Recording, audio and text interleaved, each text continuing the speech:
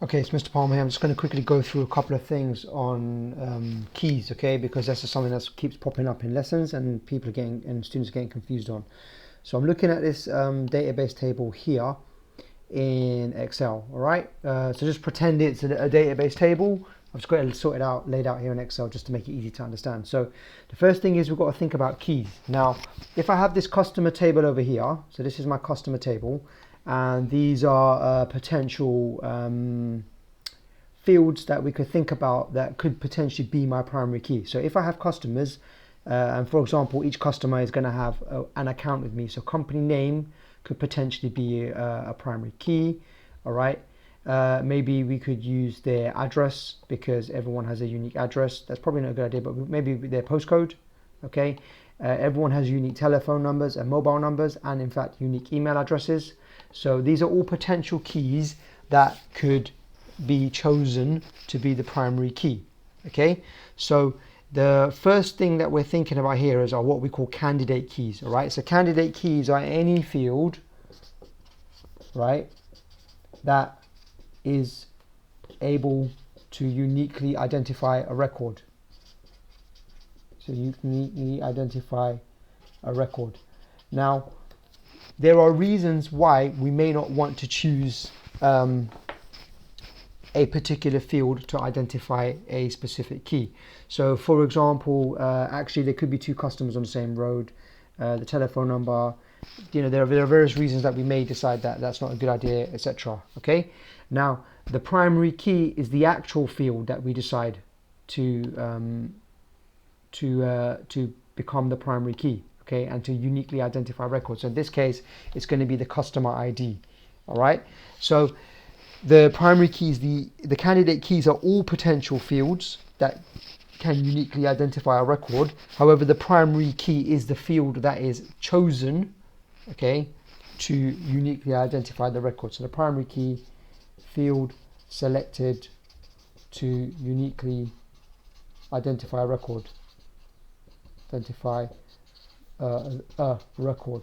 Now, following on from that, there are those other keys, there are those other candidate keys, okay, that we could have chosen, and they potentially could be useful. So I'm just trying to flick through my 100 windows. I shouldn't have done that. Let's go back this way. There we go. Right, so there are other fields that we could potentially have used. So for example, the company name, the postcode, the email address, etc. And they are basically our secondary keys. Okay, so secondary keys are fields that are candidate keys and uniquely identify the record, but they are not the primary key. Okay, so secondary keys, we know that they are candidate keys, and by virtue of that, if they are a candidate key, therefore they do uniquely identify a record. Okay, so therefore identify record. However, we know that they are not the primary key. So what is the point of having secondary keys? Now this is actually quite a useful thing to think about, all right? I need another sheet of paper, give me a second. So basically, right, if we have a really, really massive database, okay, that's got loads and loads and loads of records in it, okay, so you imagine we got like loads and loads of records arranged in this database file, okay. Each of these records is stored at particular addresses, all right. So there's going to be an address over here for these records that start with A, address for these records that start with B, then we've got all of our C's, D's, E's, F's, for example, etc., etc., okay, going on into whatever it is. Now, if we have used a secondary key, it makes it easy for us to search the database, because a secondary key is basically used to build what we call an index, all right, and that index points to, so it points to the start of a block of records.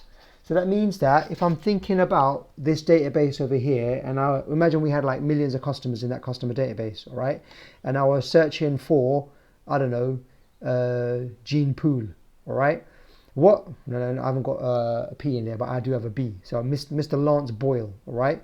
What I would be able to do in my query when I try to search my database is when I'm searching on surname equals Boyle, all right, we know that that starts with a B. And so my index would tell me that, you know what, all records that start with a B start at address, so address XYZ, whatever the address is.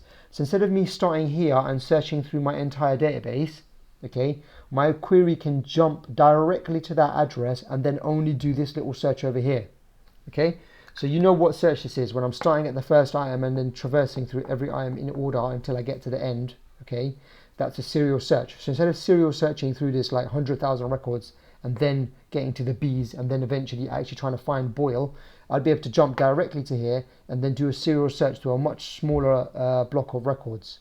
Okay, and that's what the advantage of those secondary keys are. Okay, so not the primary key, okay, used in indexes and make searching easier. Run out of space over here on my bit of paper. Okay, now there is another type of key that we need to think about. Okay, so I've done it again. Hang on a minute, let me just click that button.